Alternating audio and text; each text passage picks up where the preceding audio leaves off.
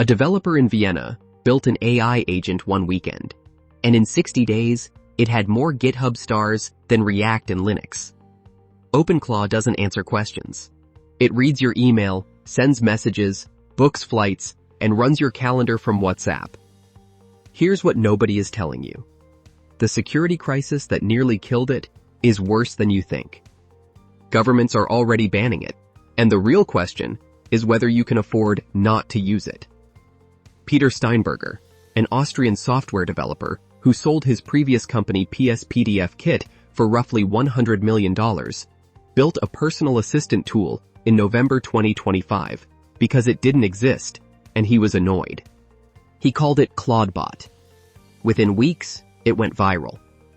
Anthropic's legal team sent a cease and desist over the name being too close to their chatbot Claude. He renamed it twice in 3 days, first to Moltbot, then to OpenClaw. The growth did not slow down. By March 2026, OpenClaw had crossed 300,000 GitHub stars. React, the JavaScript library that powers most of the modern web, took over a decade to reach similar numbers. OpenClaw did it in about 60 days, becoming the fastest-growing open-source project in GitHub history. Sam Altman called Steinberger a genius, hired him at OpenAI on February 14th, and moved the project into an independent open-source foundation. So what does this tool actually do that has the tech industry rethinking AI? Traditional AI tools like ChatGPT are stateless.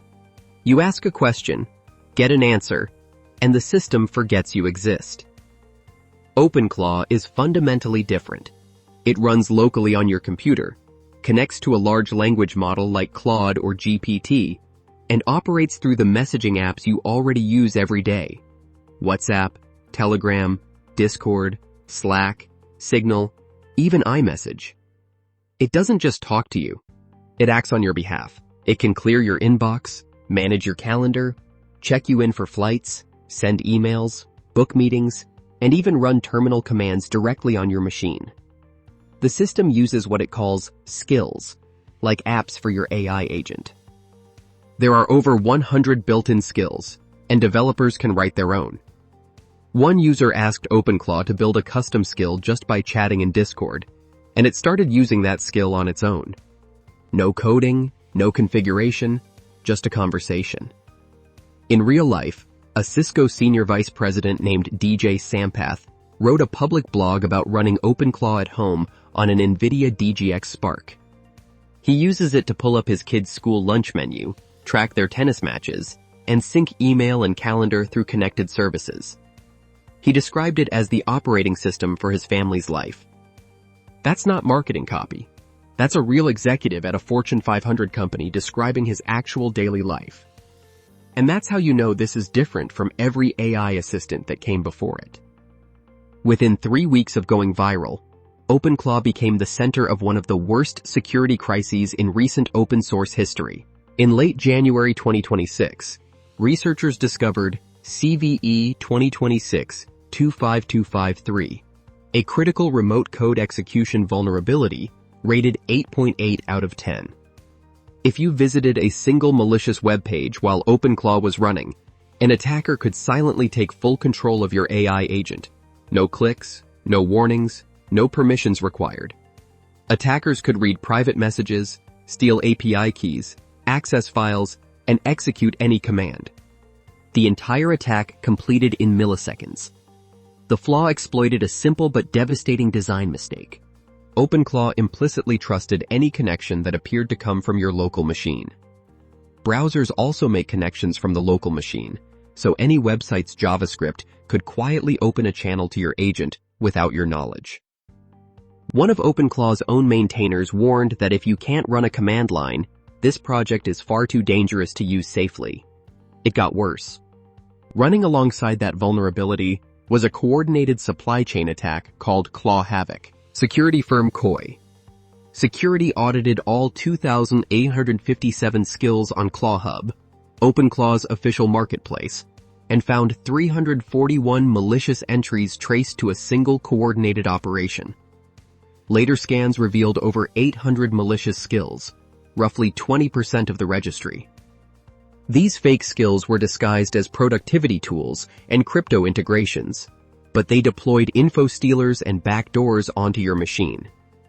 One malicious skill posed as a peer-to-peer networking tool, but instructed other AI agents to store cryptocurrency wallet private keys in plain text and route payments through attacker-controlled servers. Security teams also identified over 135,000 OpenClaw instances publicly exposed on the internet, many running with zero authentication. Microsoft issued a formal advisory warning that unguarded deployment could lead to credential theft, memory manipulation, and full host compromise. Over 100,000 AI agents were sitting on the open internet with the keys to their owner's entire digital life. In March 2026, Chinese authorities restricted state agencies and government enterprises from running OpenClaw on office computers, a direct ban from one of the world's largest governments.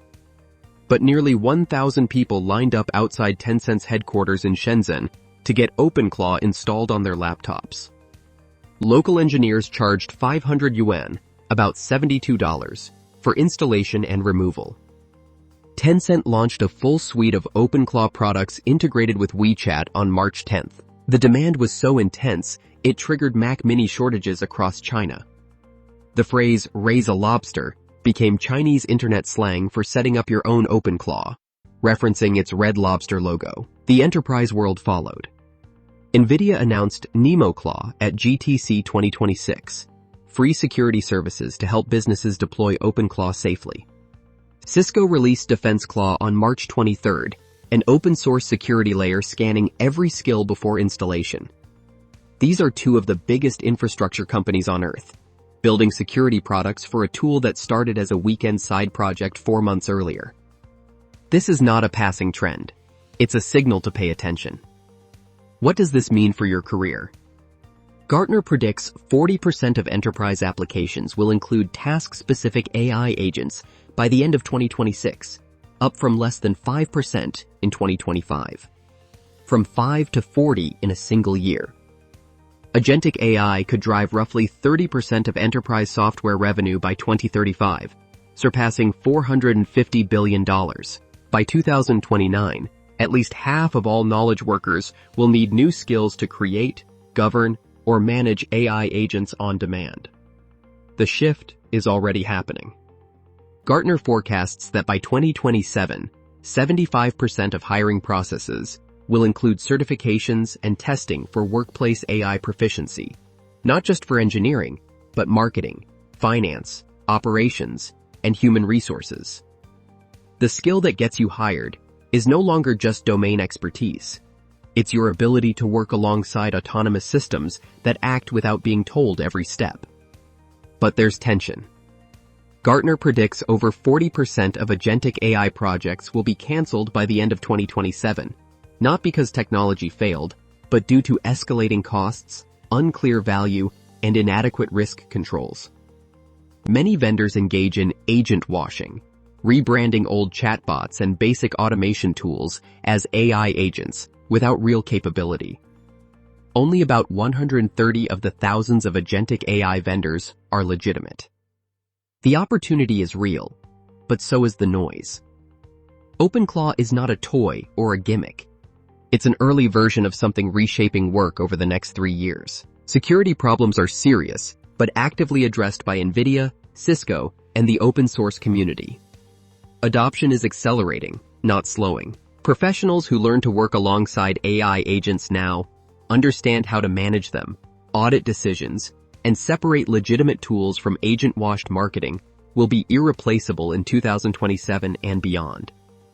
Those who ignore this shift will compete against candidates with a 24/7 AI assistant handling half their workload. That's not speculation, that's math.